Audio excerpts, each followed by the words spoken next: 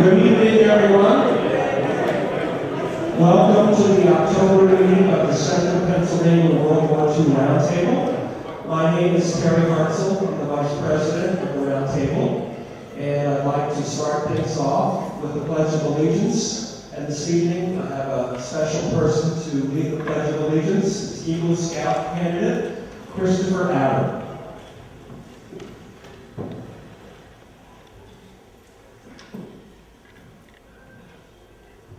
I pledge allegiance to the flag of the United States of America and to the republic for which it stands, one nation, under God, indivisible, with liberty and justice for all. Thank you, and you'll be hearing from Christopher in a few minutes. So I'm going to turn the meeting over to our president, Charlie Lloyd. Charlie, did you disappear? There you are, over there. Could I disappear?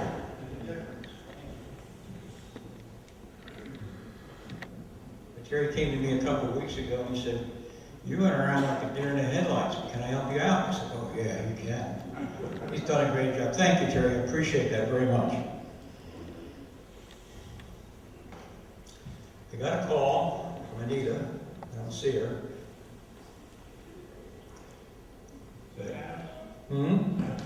Yeah. Oh, now I see. Okay. And it was 2 days ago. She told me a story about her son. He's a 16-year-old scout. He's a candidate for Eagle Scout. And he said, "Is there any chance we could get Christopher to say a few words?" I said, "Our schedule is full. We've got 3-4 different speakers. Everything's going so tight." I kept saying no, and she wouldn't listen. She just kept talking and talking and talking. So I learned when I was hunting, you never get between the cub and the sow. I said, "Just send it to me and let me look at it." I looked at it, and I sent it to our treasurer, Bob Watkins. He said, "Holy cow." He said, "That's an amazing story." So here we go. We've got a 16-year-old that put together a project, and so we gave him 5 minutes. But he's 16-year-old. How many 16-year-olds understand or even know about World War II? He's done a remarkable job. He's raised a ton of money, and it's all going to happen. I guess I'm not taking this your thunder, am I? I'll let you tell that part of it. But one of our fellows I talked about tonight is, actually we're going to talk about the Polish uprising. And there was a fellow there in the Home Army. He had a rifle, and he was a hero. And he was 16. So I had a lot of pride in 16-year-olds that apply themselves. And that goes to your family. That's why you're here. I'm not just stealing more of your thunder. I'm just going to set my watch and let you tell your story. I give you Christopher Adam.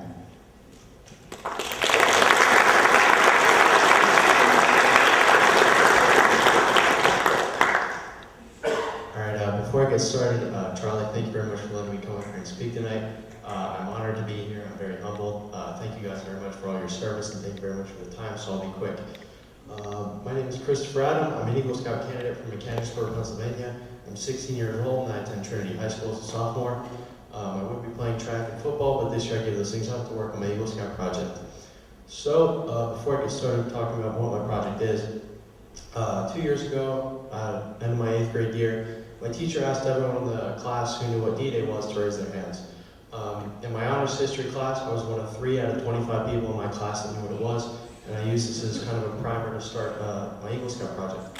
So my Eagle Scout project, Liberation Point, is designed to educate, commemorate, and inspire people all across America about the sacrifices that these men made 75 years ago.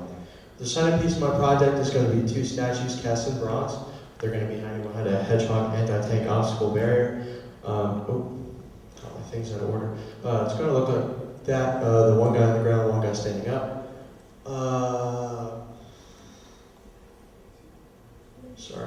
Around all this is going to be sand and a lighter colored gravel to give you the sense that you're right there on the beach with these troops. Around all this is going to be a granite pentagon. The 5 sides of the pentagon represent the 5 beachheads of Normandy.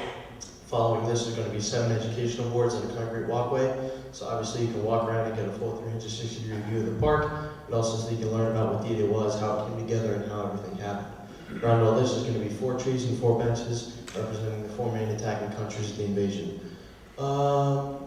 So this is going to be happening at the Army here. Oh, I'll skip over that. Yeah, so this is what the statues look like as of right now. This is them in the clay form. They're currently being molded, and then they're going to be cast into bronze. There's another view, and then here's the guys working on them. This is the, sorry, took the slide up by accident. The project is going to be done at the Army Heritage Center in Carlisle. I'm sure that you guys all know where that is. It's right on 81 with all the tanks and the helicopters and things like that. So this was last Monday.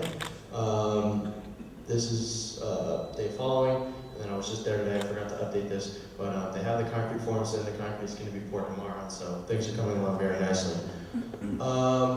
So that's pretty much all that I have to say about my project. The reason that I came to talk with you guys today is that it's going to be unveiled November 9th, which is the weekend of Veterans Day. At the unveiling ceremony, I'm hoping to honor all the World War II veterans and all the D-Day veterans specifically that I can get. So I know that there's a lot of you guys in the crowd.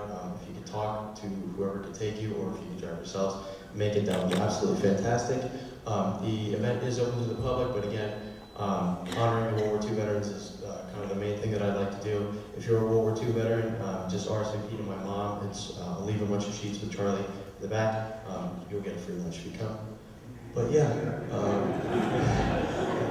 right. Thank you guys very much for giving me the time again, and I'll get out of here.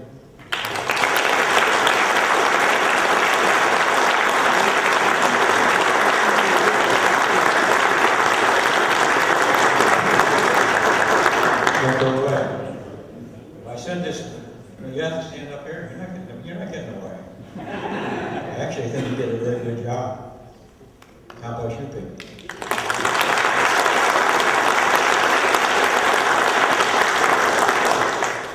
When I was 16, I barely could talk to people. Now they can't shut me up. The board of directors took a vote, and they want to help contribute to your fund. Thank you very much.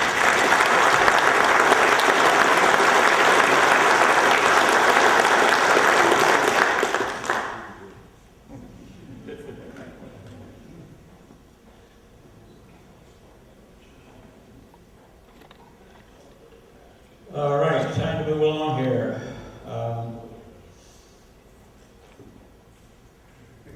Michael, Kate, are you here? No. We have and I had to put this down. We have an interest in following up on the Warsaw uprising. We're working on that. We don't have it yet, but we will have it in the future. Yesterday was the 75th anniversary of the uprising, which was on August 1st to October the 2nd, 1944. The Color and Courage, an autobiography by Julian Kolsky. Listen, Christopher, a 16-year-old boy fighter in the Home Army. We're working on that now. I would like to bring that to you at some point in the future. We think it's very, very important. So when we get to that, we'll know what we're doing. Our meeting tonight's a little different. We brought in 3 speakers. Actually, speaker, and main speaker. And we've done that because what we're trying to do is build momentum from the first person to the second person. The first person obviously being our World War II veterans. Second person being a family member, an author, or historian. Eventually that's where we're going to end up. So we're trying to build that consensus now. Last year I went to a symposium in Gettysburg, and the speakers there were amazing. And I got to meet George Colburn, and he's an amazing individual. We kept in touch, and you might remember a couple months ago I showed a clip of the Navajo Code Talkers. Remember that? A lot of people were interested. George will be speaking for us next year. He'll be coming with the Navajo Code Talkers, and he just did a wonderful documentary on Eisenhower. However, what I forgot in my notes was the write-up for George. You're going to have to tell a little story about yourself. Take a couple minutes and introduce yourself. Surprise! Are you mad at me?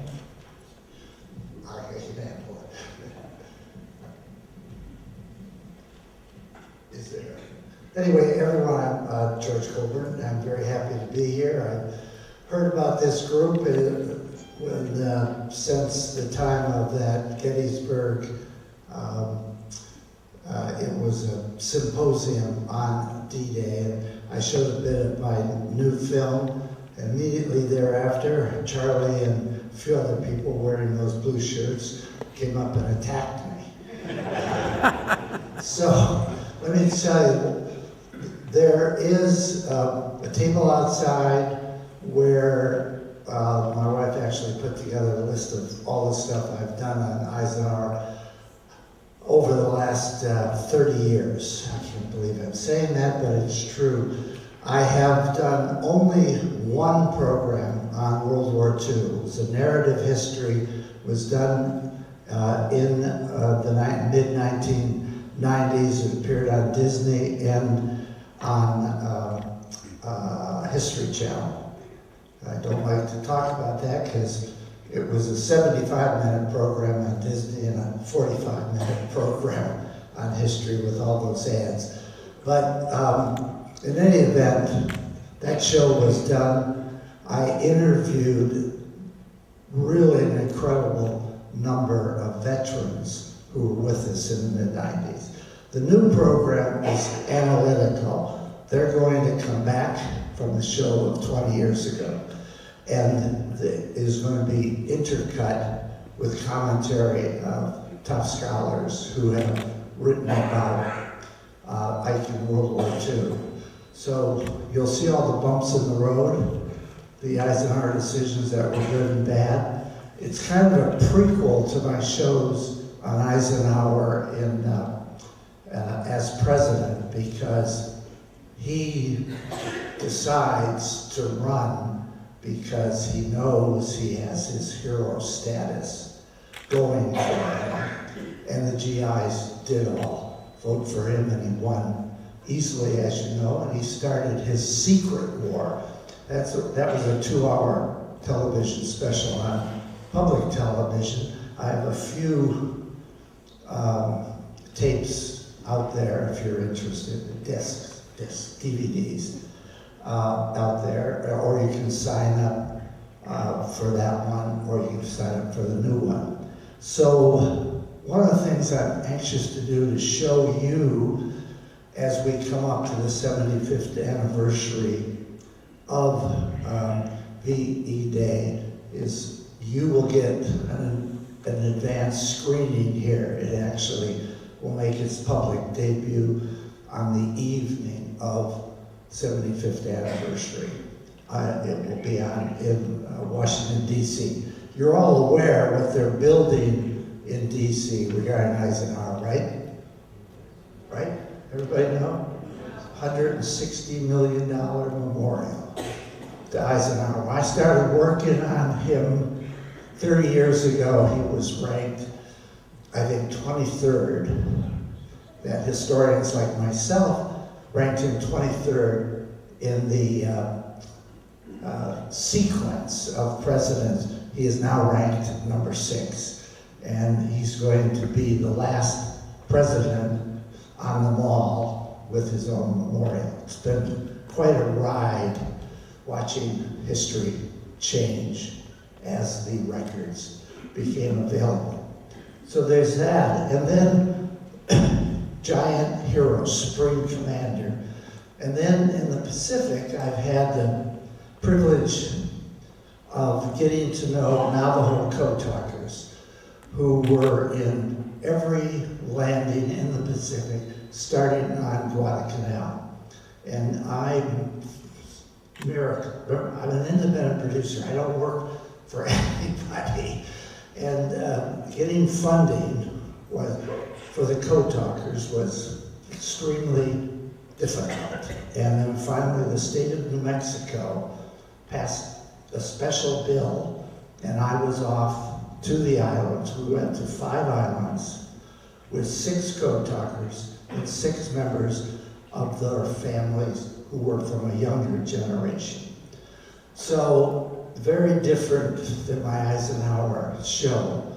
This is basically, as we say, we're trying to raise money for an educational version of this. The educational version is the code talkers in their own words, and it's going to have an audio channel, so it will be in Navajo. So next, the iconic,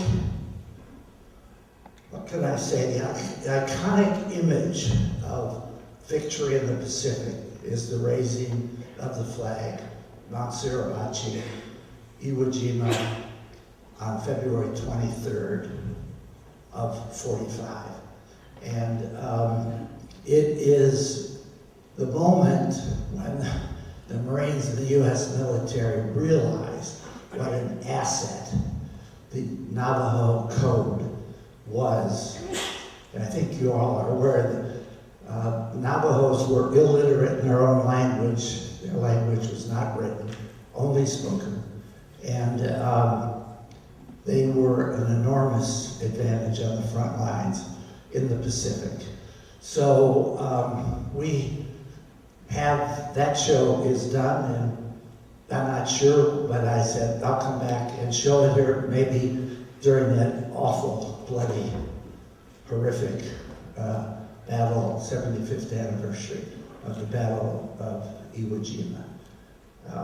The invasion was February 19th. It lasted, I didn't do my homework, but about 20,000 young people died on Iwo Jima, which you can stand on Mount Suribachi, which I have done, amazing, and you see the whole island.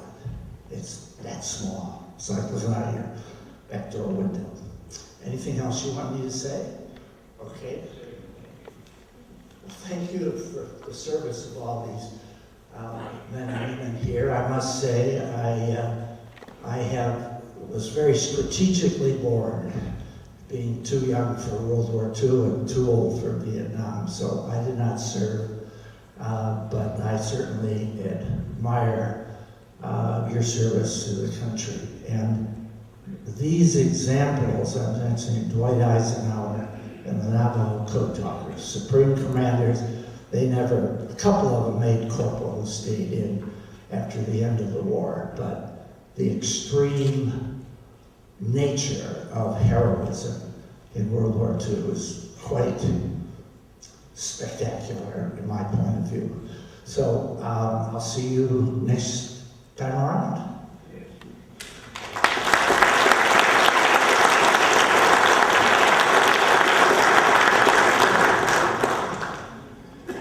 Thank you, George. We're going to book George twice. It's going to be Code Talkers and also the Eisenhower. So they will be very special evenings, I guarantee you.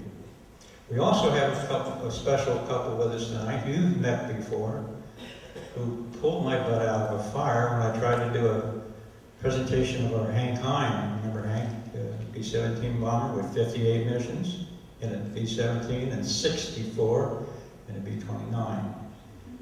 The film was in of good nature. I called our friends and professors and they said, we have one from 10 years ago and he's quite agile. And that's the one we showed, and I think that was one of the nicest meetings we had. Those professors I'm talking about are sitting here in the front row. I've asked them to come and share a little bit where they've been and what they've been doing over the past year, because we'll be having them back as well. I give you Steve and Mary Bothelder.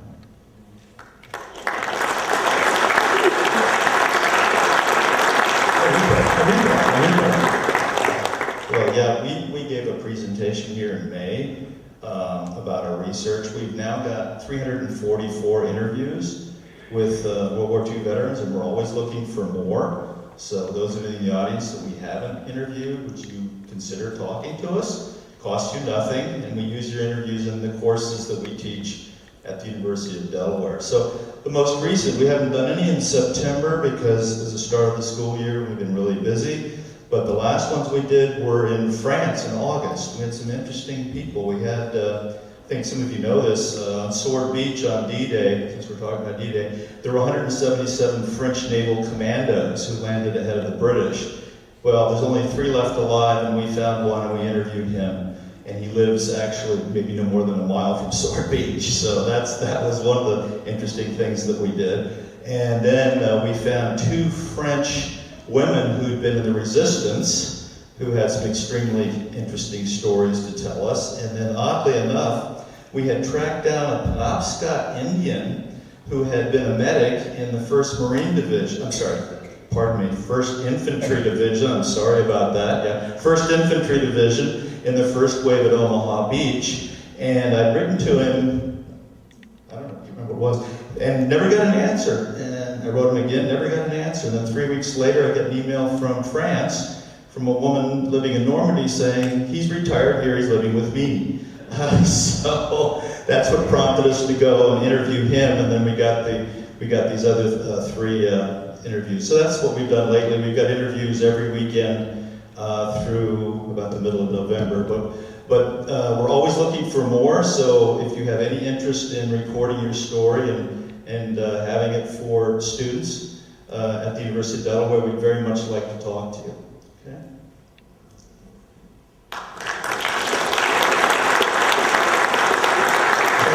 Thank you very much. So these are the resources we're looking for as we try to go from this first person to the second person, and I don't think we have anybody that's more qualified. I'm very proud and pleased to present tonight our main speaker, Todd DePastino. He founded the Breakfast Club, Veterans Breakfast Club in Pittsburgh, totally successful. And I'm going to read from the press release. Todd DePastino knows how to tell a good story. An award-winning historian, that's his job.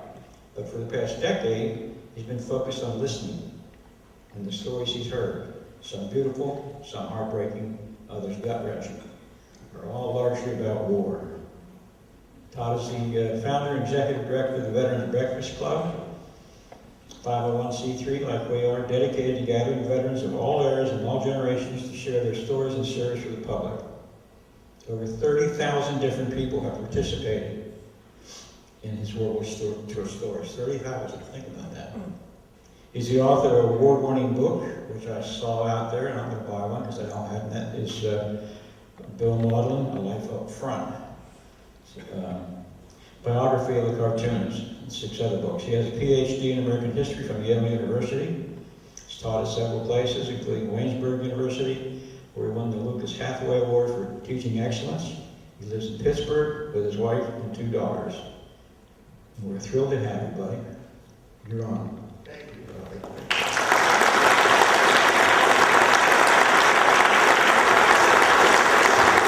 Thank you, Charlie, and thank you, Terry and Kirk, for having me here. I've been hearing about what you've been doing here for a long time, and it's a privilege to come and tell you what we've been doing, which is something very similar to what you do here. I'm the founding director of the Veterans Breakfast Club, and what we do is harness the power of storytelling to connect and to heal and to educate and inspire.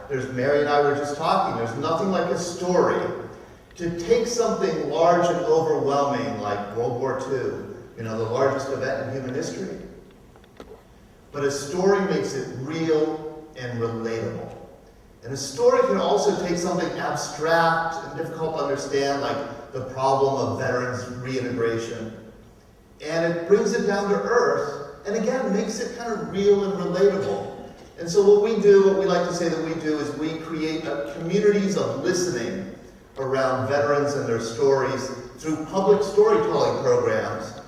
And we do 70, 75 of them a year at 30, 35, 40 different locations in Western Pennsylvania. We're always on the move. We did one in Beaver County yesterday. We're doing one tonight in Washington County. And next week we'll be in 2 different places. We'll go anywhere. We can get a space, we can get a PA system, serve some food. These are all open to the public. Everybody is welcome. And we just have veterans of all eras, all ages, all branches of service. And I always like to joke, we even let Marines come and talk. And you never know what you're going to hear. I usually prepare, vets bring their pictures. They'll email me pictures. They may have a story that they want to tell, and so I'll prepare a PowerPoint, and it just goes from there. We have a 90-minute program. We'll get in a dozen, maybe 15 different stories. It's fast-moving. The MC, and it's usually me, as you can see in the picture, it's usually me emceeing these events. I go just work the room with the microphone. You never know what you're going to hear. There's always a lot of laughter, and there are always a few tears. The oldest veteran to share a story at one of our events was 103 years old. He drove himself to our breakfast in Belmont, PA, and you should have heard, drove himself. I thought like calling the state police when he showed up. And the youngest vet was a 23-year-old, and I'll never forget it because he had just gotten out of the Army that month. And he showed up on Wednesday morning to one of our breakfasts, and there were a bunch of, I'm sorry, Charlie, but older guys, white hair, and he walked in, and you could see he thought like, oh, this is not for me. But he couldn't quite back out, and so he sat down. He had graduated high school, joined the Army, was in for 5 years, and had just gotten out. And he's sitting there, and we had stories from World War II, and Korean War veterans, and Vietnam veterans tell stories. And out of the corner of my eye, I just saw Leo, was his name, just laughing uproariously at these stories. And I just said, I went over at the end of the program and I said, Leo, I hate to pick on you, but could you stand up? I hate to do this to somebody who's here for the first time. But I saw you reacting, kind of just very animatedly to these stories. And he said, I just can't believe that after 75 years, the Army hasn't changed a bit. We have evening events. And this is really an attempt to reach the younger veterans.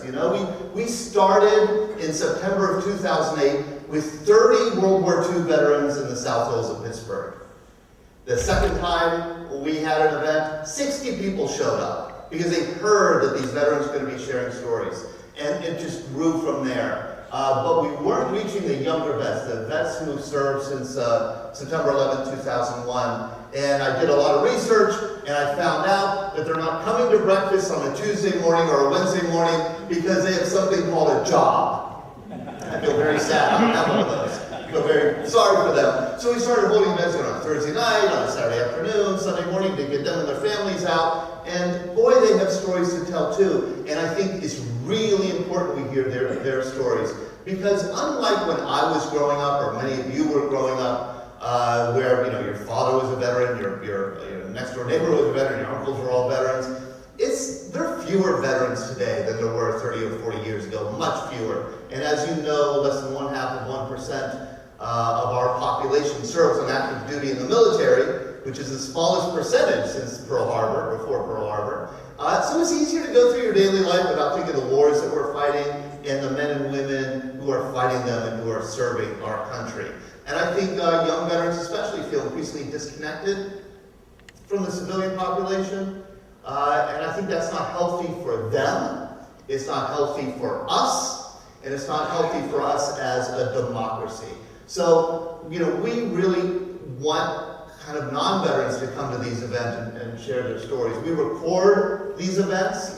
Every Wednesday we release a story that we've heard recently. So, I checked and we just released one of a woman, a 30-year-old woman, shared her story about why she joined the Navy at age 17, and what that experience was like for her. We kind of edit them down to 2 or 3 minutes. We release them on Facebook and on our website because our mission is really to share these stories as broadly as we can. We sit veterans down for podcast interviews. Often we videotape the interviews and we release them and have them collected and archived on our website and elsewhere.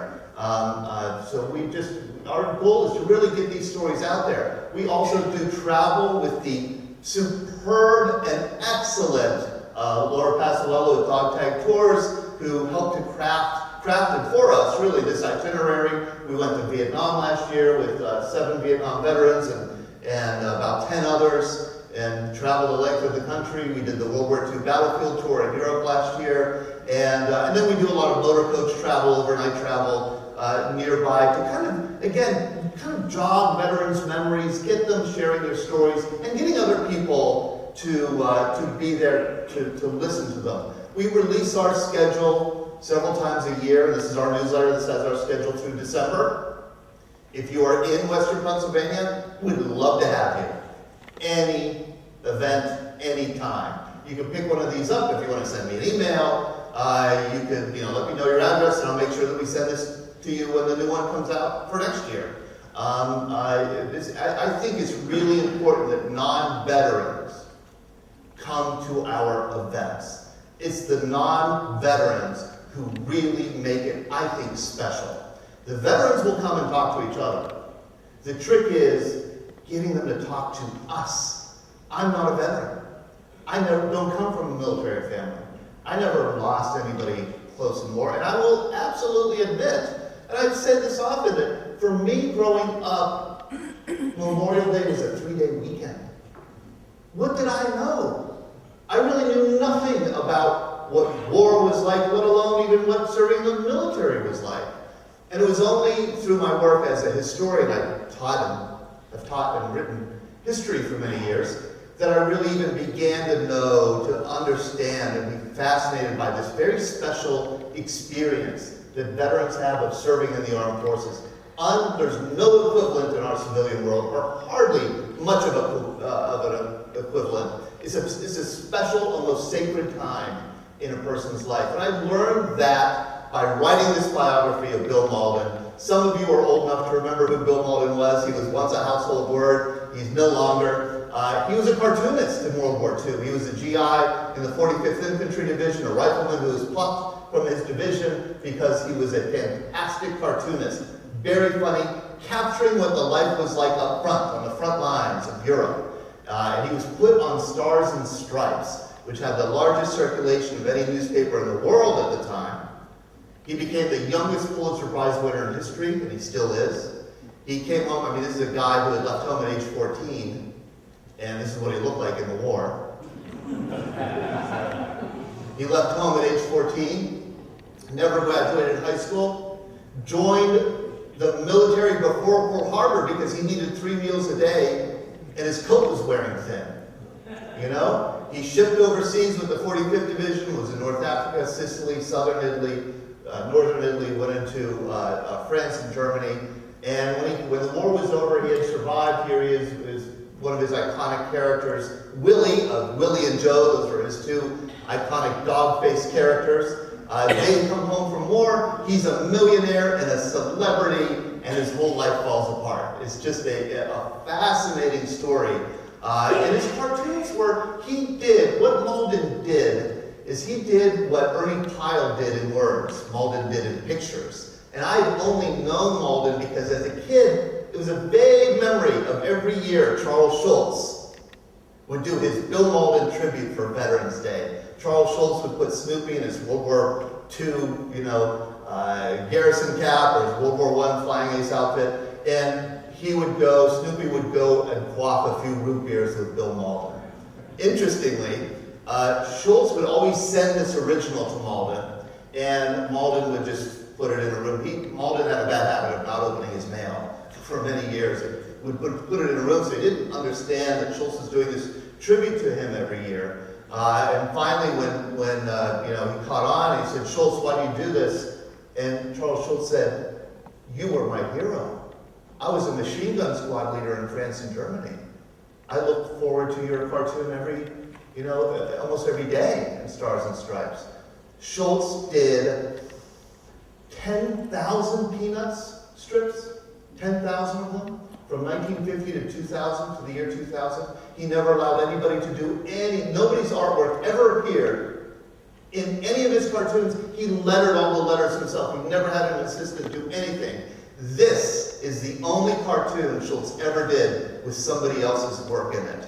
And it's Bill Mauldin's work, and it's the last tribute that Schulz ever did to Mauldin. And you can see it's Willie and Joe coming down a muddy battlescape, and Willie said, looks at Snoopy there, I think the new replacements are getting smaller all the time. And then Snoopy says, Willie and Joe, my heroes, happy Veterans Day, men. And then you can see the upper right-hand corner, Schultz and my hero, Bill Malden. And I think it was just kind of, you know, learning through the cartoons. I was learning just a little bit as I poured through the cartoons and started working on this biography. And that's what pulls you through research, is you're learning a little bit more, a little bit more. It's like you're getting closer and closer to unlocking something that's really important to you. And it was really important to me to unlock what is it about military service that's so special to people, and what is it about Malden that made him so special to those who served up front. And I think it was because he was depicting a side to the war that Americans generally never saw. You know, none of the Bond posters or the advertisements, you know, where our fighting men were always brave and always clean cut, never depicted like this. Willie and Joe looking as ragged as can be. I've got a hangover, does it show? You know, or this, I never knew, for example, and I've learned many times, I remember early on in our Veterans Breakfast Club events, I would ask the room, I would show this cartoon. They're marching on to, you know, in service in Europe. Maybe Joe needs a rest. He's talking in his sleep. And I asked the room, did anybody fall asleep marching?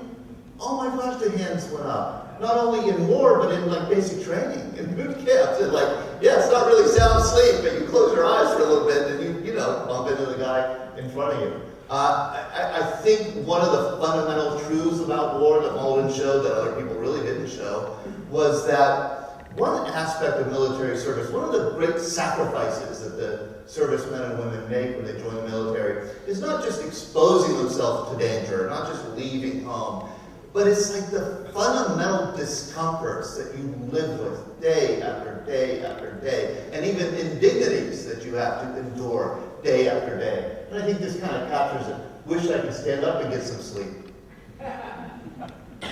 Or how about this? Nowhere ever in the home front of World War II did anybody on the home front ever even think about the fact that when you're living in a hole in the ground and you're being shot at and you have to go, you have to make a choice, you know? And here's Joe. Wish to hell I wasn't housebroken, you know?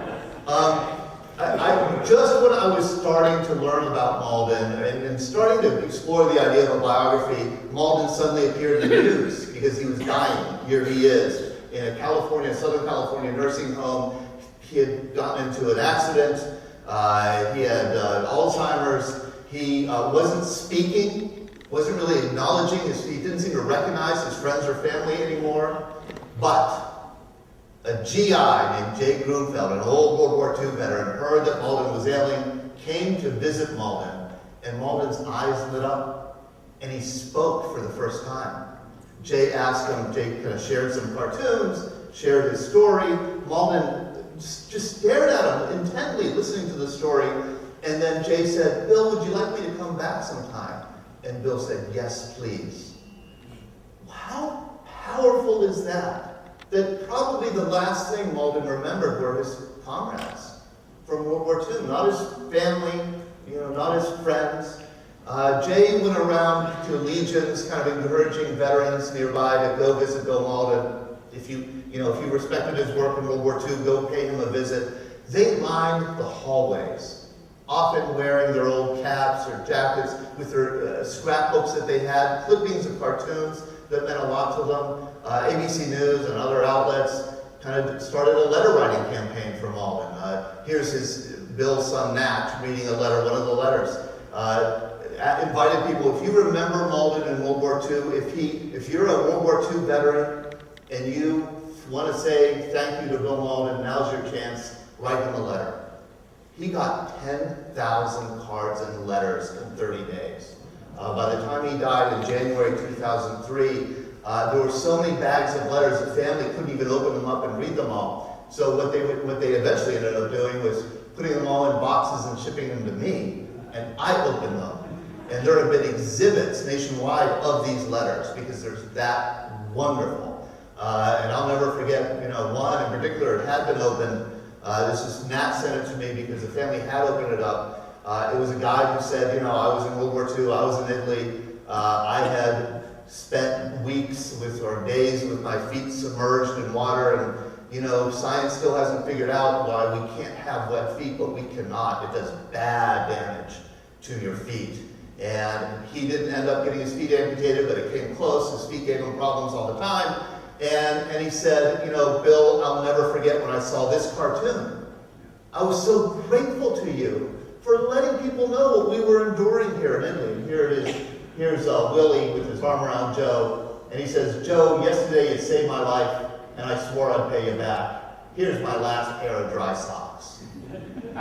And in that package with the card and the clipping, this GI enclosed a pair of olive drab socks. And Malden was buried with those socks on at Arlington Cemetery in January 2003. So what this whole thing, working on the book, taught me is a couple things: the devotion to Malden that people who served had, and Malden's own attachment to the Army. I'd always assumed, because all Malden ever did was complain about the Army. And as you know, a lot of officers, including General Patton, hated Bill Malden and hated his cartoons and tried to get them kicked out of Stars and Stripes. Ike loved Malden. But I'd always assumed that Malden hated the Army. And that absolutely was not true. The Army was his family, closer than his family. And he exhibited something that I've seen in veterans over and over, and that is this special relationship to their time in service. And so when I started going out and giving talks about the book, in support of the book, the World War II veterans who would come, I started turning the mics over to them because their stories were so compelling. And a friend of mine in Pittsburgh was getting a small group of World War II veterans together. I kind of joined with him and supported it, just like this started, with just a few veterans, and it just grew from there. And so now, as it says, we have 70 events a year, 7,000 people come to our events. They average about 100 people per event, and all ages and all branches of service. But what I thought I would do, just in the time that I have, is I reflected back on those first early stories that we heard from that core of World War II vets who really turned me on to this endeavor of listening to veteran stories. And I thought I'd share some of those stories with you tonight. And absolutely the first one I have to share is this guy. He showed up at an early event. He poked me in the chest and said, "We will sing the national anthem before every breakfast. And I'm going to lead everybody in it." This is Bullet Bob Bailey. He was 16 years old, and this is what he looked like, when his brother was killed on the Bataan Death March. And Bullet Bob decided he was going to avenge his brother's death, so he went to a Marine recruiter, and the Marine recruiter said, "Try the Boy Scouts, kid." And so he went to his parish priest, who was visually impaired, and he said, "Father, I need a new baptismal record." And they said, "Sonny, could you just fill it out and show me where to sign?" So Bullet Bob spent his 17th birthday on Saipan. And he said, by the way, I had lied to a priest, I had lied to God, and worse than that, I had lied to the U.S. Marine Corps. And there he was on Saipan, and it took a while. And if you know anything about Saipan, it was defended by 29,000 Japanese soldiers. 500 of those soldiers survived. 500 out of 29,000. And so there is 17-year-old Bullet Bob, and it took him a while for him to tell this story. And he ended up telling it to me. I interviewed him and told it a couple times at an event and at events. And every time he told it, his story about how he got his nickname, Bullet Bob, every time he told it, it was a little bit different. But this is how it came about. He was on Saipan. He was separated from his main group. He was carrying a BAR, a Browning automatic rifle. It was in the wee hours. There had been a firefight, and they came across this half-sunken Japanese tank on Saipan. He said the Japanese would use them as artillery. And he came up with this idea: we're going to capture the inhabitants of this tank. In the morning, when the men have to relieve themselves, the hatch will flip open, and we'll climb on top of the tank, and I'll point my BAR at the opening, and we'll capture the inhabitants. And we were not taking prisoners on Saipan. So I think that's one thing that I think he made up just to kind of make us feel better. As he was telling us the story, I don't think he had any intention of capturing. He said, and I said, by the way, this is it. I said, Bullet, this sounds like a crazy plan to me. And he said, I was 17 years old. I had been in combat for 2 weeks. I was out of my mind. You're not thinking straight, you know? But he climbed, he and his buddy climbed aboard that tank in the wee hours, and just like they predicted, the hatch lid flipped open. Bullet points his BAR down into the hatch, and that's when he realizes he's out of bullets. No ammunition. And he said the most remarkable thing of the war happened for him. Yes, that's exactly it. He said the tank officer went like this and said, I surrender, where are you from? In perfect English. He said this guy spoke better English than I did. Turned around, ordered the other Japanese soldiers out, and Bullet and his buddy started going back to their command post with them. And he said the whole time this Japanese officer was talking to him nonstop. Oh, I graduated from UCLA, I traveled the country, never went to Pittsburgh, but maybe you know so-and-so who lives there. He said it was bizarre. He had never imagined that a Japanese soldier could speak English and be kind of American. And, you know, he was, in many ways, American. He turned the prisoners over. He got chewed out by a sergeant for taking prisoners. The men were led away. And Bullet said, I always just imagined that these guys got killed. And I always felt a little bad about that. Flash forward to 1979. Bullet Bob is now an architect. He's at the McCormick Convention Center in Chicago.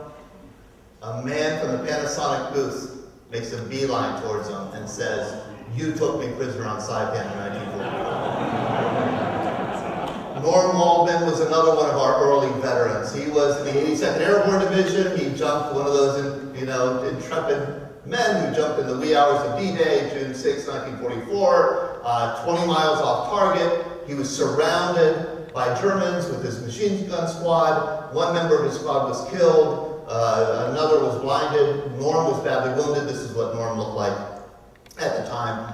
Norm told his story at our events, and I also interviewed him.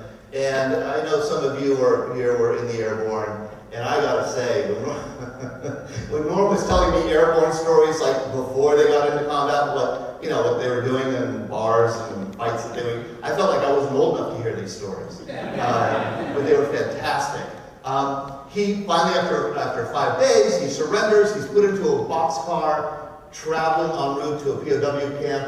An American fighter plane swoops down and strafes the boxcar, killing some American POWs in it.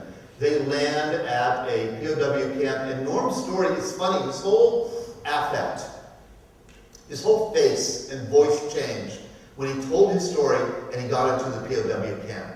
He got a very serious look on his face, and he said, my memory of prison camp is hunger. Hunger.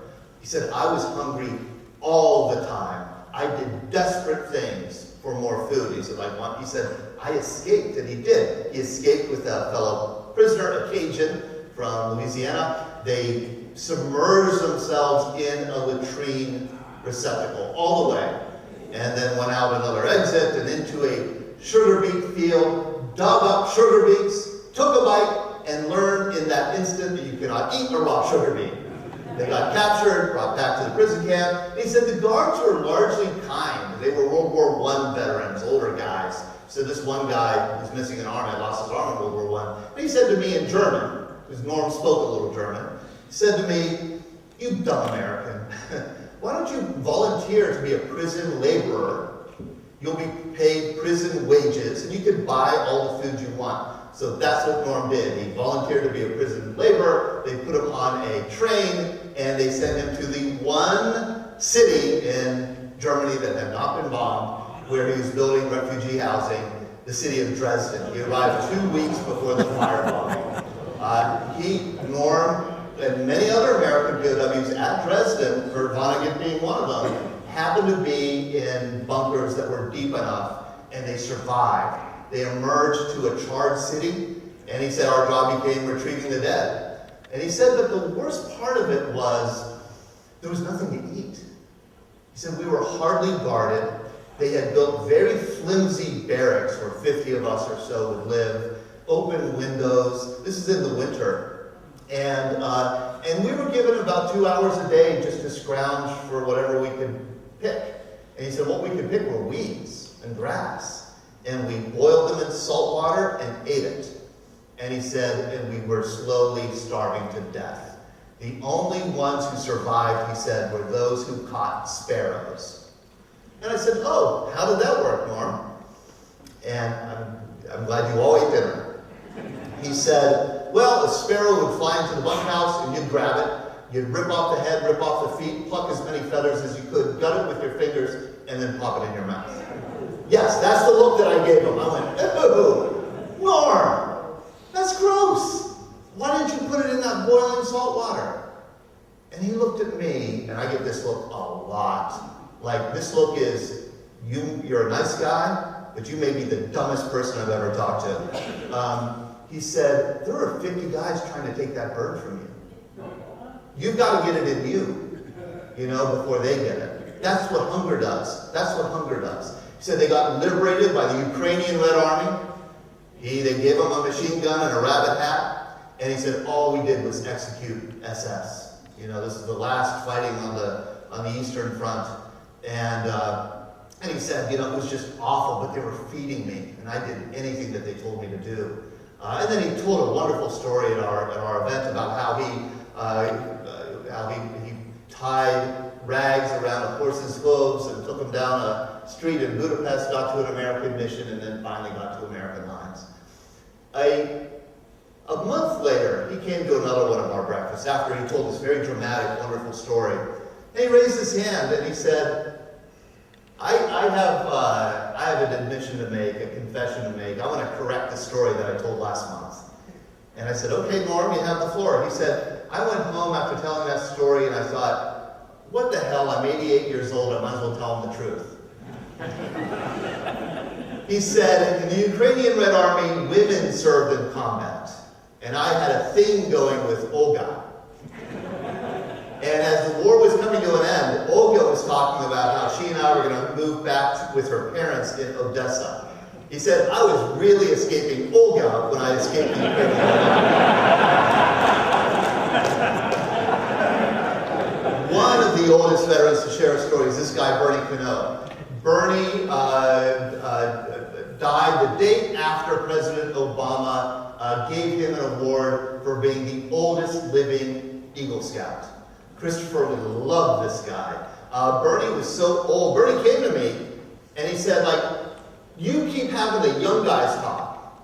He meant guys in their 90s. The old guys, we were doing the research, on the home front, so that we could win the war.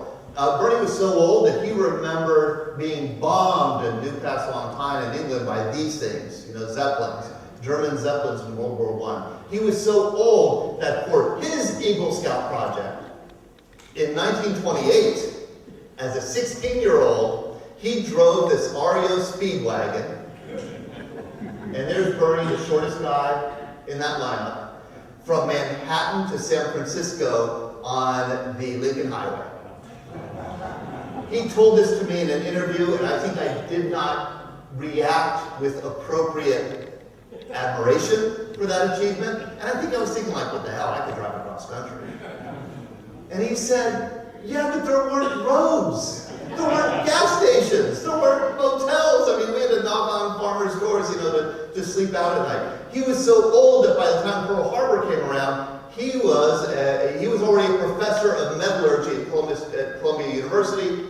He joined the Navy, became a naval commander, and did research at Dahlgren Proving Ground in the Projectile and Armaments Division. He was of a team that had to determine just the right, alloys of metals and just the right size of projectiles to penetrate enemy armor, and then what our armor should be to protect ships from, enemy shells. And over the course of the interview, he talked a lot about this work, and he presented at our events about this work. And this often happens in interviews, and I'm sure anybody who does documentary film has had this experience, where you say like, okay, interview's over, and you go to turn off the camera, and you learn not to turn it off. Right? Because interview subjects often hold back the one story that they're closest to, and it's almost like they can't let it go. They can't share it, or they can't figure out how to tell it. And so he said, the interview was over, I kept the camera going, and he said, it's a shame. I didn't tell you about the one thing really that I'm proudest of. And he opened his briefcase, and he pulled out something that some of you in this room will remember. It was a 70-page carbon copy, a real carbon copy, yellow pages. And it was a 70-page memorandum that Bernie wrote in 1943 when he was just reading the newspapers, like so many other Americans were, about the air war over Germany. It was not going well for us. I mean, we were losing at one point 200 men a day. 200 airmen a day, 6,000 a month in the air war over Germany. And Bernie knew that one of the reasons why some of these B-17s were exploding is because these oxygen tanks on the B-17s were not armored. Said it was a really easy thing to do, just to put some light metal around them, just enough to protect the oxygen tanks and maybe save some B-17s. He wrote up a 70-page memorandum, and he said the proudest thing of his life, actually, is that the Army listened to something a Navy guy had to say. And these B-17s were armored. And it just struck me so powerfully. This is somebody who lived in my neighborhood. These stories, as you know, I'm preaching to the choir. These stories are all around us, from every era, every branch of service, but we have to ask. And we have to listen. And I think this is one of those stories that just dedicated me to kind of getting to know veterans and asking about their stories. Veterans like Julia Parsons, one of 350,000 women to serve in World War II. She was a graduate of Carnegie Tech, now Carnegie Mellon, and became a Navy WAVE, Women Accepted for Volunteer Emergency Service. The Navy sent her to Smith College to learn cryptology, and then sent her down to the Naval Communication Annex in Washington, D.C., where she worked in what was called the Shark Division. It was the U-boat division, and their job was to decode the unbreakable German military code, Enigma. They were given the task of listening to every transmission from U-boats in the North Atlantic back to Europe. And the transmissions were sent twice a day, morning and evening. And she said, we had the greatest mathematical minds in the world assembled to break this code. She said it truly was unbreakable. The only way we could have broken it is if we captured code books, which we did. 3 British sailors grabbed code books on a sinking U-boat in the Mediterranean, tossed them out the hatch. 2 of those sailors, I believe, died on that ship. But securing the code books, and if the Germans made a mistake in their transmissions, which they did. And with the code books and with the mistakes that were made, they were able at one point in the war to locate every German U-boat in the North Atlantic. They knew where they were. She said it was just like a giant map on a wall, just like you would imagine, with red pins where the U-boats were, wolf packs. And she said one of the saddest things about this work was knowing that we were sending convoys right into those wolf packs, right into those U-boats. And they were sinking some of our ships. Because if we went around them, the Germans would know we had the code. And so we had to sacrifice some ships. And she said she worked with a Navy WAVE whose husband served on a ship that was sunk and who died. She said it was just heartbreaking. The other thing that she has told our group, and I find it fascinating, is she said most of the, or many of the transmissions had nothing to do with the war, they were personal. Your son was born, congratulations. Your wife says happy anniversary. She said, we felt like we knew these German sailors on these German submarines. We knew them intimately. And when they died, we cried because we felt so strongly for them. I asked her what it was like to work on this. Younger people in the audience, you should know that this thing was called a computer. And they were invented to decode Enigma. And Julie said, I never worked on one, but certainly a lot of the people I work with work on them, largely Navy waves, like this woman in the picture worked on them. And she said you could only work for 15 minutes at a time. These machines were so hot, you'd just pass out. The room was so hot. And you'd also be interested to know, I think, that iPhone that many of you have in your pocket has 4 billion times the computing power of the bomb, which is what this computer was called. There were 180 bombs built during World War II. If you harnessed all the computing power of those all 180, they could play 10 seconds of a YouTube video. That's it. The final story I'll tell is one that is close to my heart simply because it's a man who was killed in World War II who lived down the street from me, a pilot. He ended up not becoming a pilot. He was put in the Army Air Corps. He became a waist gunner. He was trained in Arizona, shipped to the 8th Air Force in England, and began flying missions in July. And somewhere by the end of July, early August, he was called into his commander's office. And I only know how this conversation went because other waist gunners have come to our events telling the same exact story happening at the same time in the 8th Air Force. He was called into his commander's office and said, Abbott, Sergeant Abbott, we're giving you a new job. You are going to be a toggleier. And he said, no doubt, he said, sir, what is a toggleier? He said, a toggleier is an enlisted bombardier. And I imagine Sergeant Abbott saying, sir, does this mean, because bombardiers were in the nose of the plane, they were lieutenants. Sir, does this mean I get a promotion? No, it does not. Sir, does it mean I get a pay raise? No, it does not.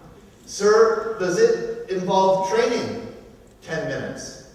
Can you toggle a switch? Can you toggle a switch and open the bomb bay doors? What was happening was, here's a B-17. The nose of the plane was the vulnerable spot on the ship. Noses were being taken off the plane at an alarming rate.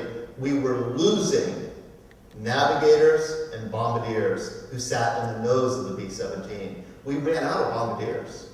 So we started taking waist gunners, putting them in the nose, kind of, changing how the bombardiers worked, and the toggleiers would just toggle the bomb bay doors open at the right time.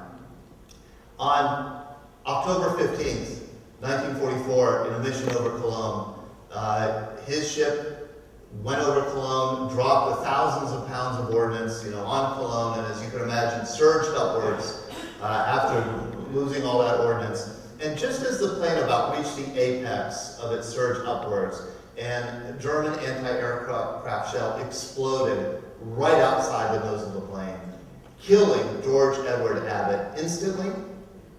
The navigator sitting 4 feet away from him was unharmed. And so, but it had knocked out a lot of the controls of the plane. The oxygen was cut out of the plane.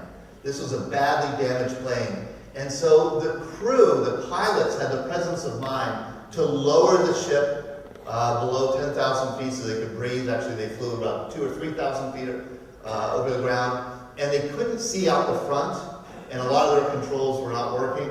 So they started making their way back to England through visual navigation out the side windows, just seeing landmarks that they could find. They made it over the English Channel.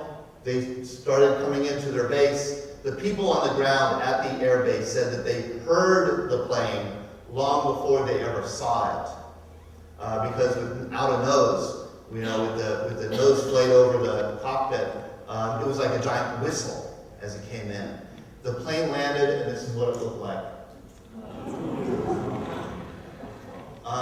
The 9 surviving members of the crew got off the plane. They each got their donut and their shot of whiskey and a blue pill. And it never did say what the blue pill was. They got 15 days off flak leave, and on November 1st they were back in the air flying missions again. This photograph appeared in every major American newspaper in the week that followed this incident. The Army wanted to publicize this event and this photo to show how resilient American air crews were and how sturdy the B-17s were, that they could make it back even after this damage. And in every article, it would end, the only casualty was George Edward Abbott from Mount Lebanon, Pennsylvania. So, I would just invite you, if you are in Western Pennsylvania, if you're anywhere near our events, please do pick up one of these newsletters. Please join us, whether you're a veteran or non-veteran. Join us at one of our events. We'd love to have you. And also, of course, if you would be interested in buying a book, Bill Malden, A Life Up Front. Man, it's a wonderful story.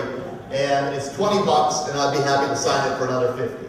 Thank you.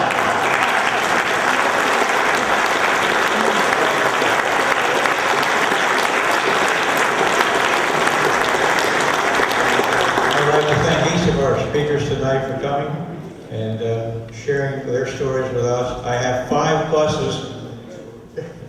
I have 5 buses lined up for Pittsburgh next week. Are you ready? We're ready. All right. What I forgot to do is tell you who's coming in the future. Next month we have Ken Happel from the 110th Artillery and the 29th Division. He had to say hello, Brest, and he's from Allentown. We have Clarence Moyer coming. You remember Clarence? Clarence was scheduled to speak for us in September. And Mako's group, who writes the book, you have the book, Austin, right? Spearhead.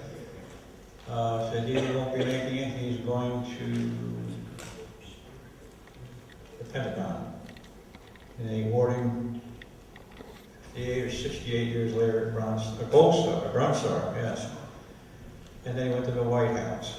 And I mean, he can't go to the White House, he's supposed to be here. In any event, he's coming on December.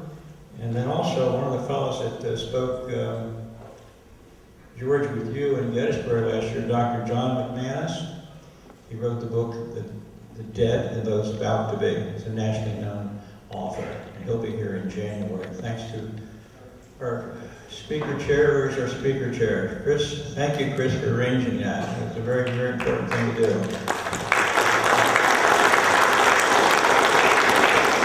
We'd like to thank you for coming. If you'd like to come down and meet the speakers, please do. Don't forget they have books out there to sell, and they will be signed. Thank you so much for coming.